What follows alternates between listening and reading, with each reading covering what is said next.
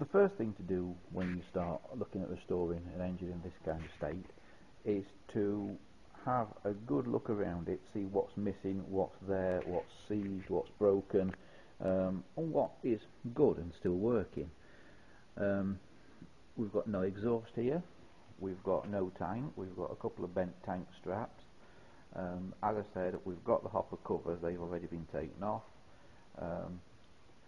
We've got the linkage here, which actually goes in sort of that position on the side there and attaches to the carb there.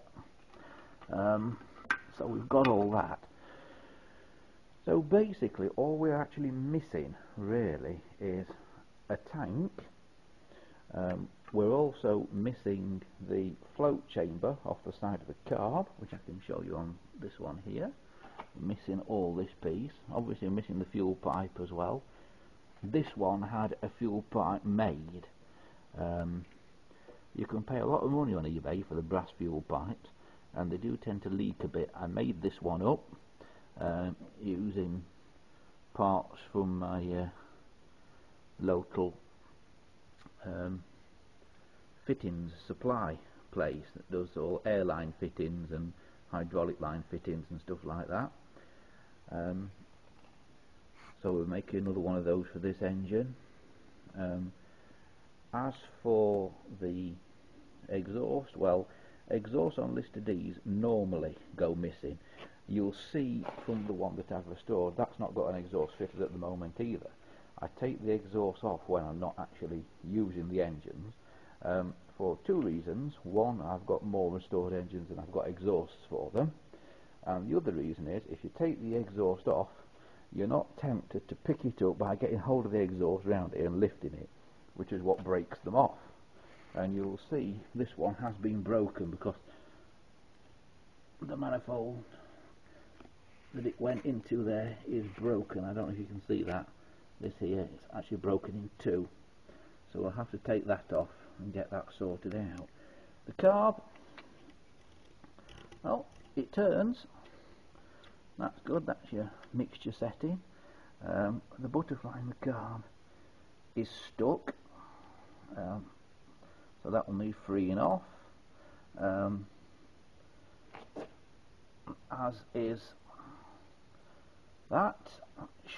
There's a plate under there that's spring loaded. There's a spring inside here. It should go up and down to let air in to the carb. If you're very lucky, you'll get a Lister D sometimes that has got an air filter attached under here, but they're rare as hen's teeth. If you get one of those, you're doing quite well. But that's all seized up, so I think one of the first things to do here is going to be to get the carb off. Basically we're going to try and strip the block down as much as we can, so that can all then be rubbed down and repainted. I'm quite lucky with this in that it's not seized. It does turn, and before I took out things like the spark plug and the push rods and things, it did have compression, so I'm undecided whether or not to take the head off at this stage. I might be tempted to leave well alone and just try and get it running, and then see about taking the head off if we need to at a later date. I don't like to disturb the cylinder heads unless I have to,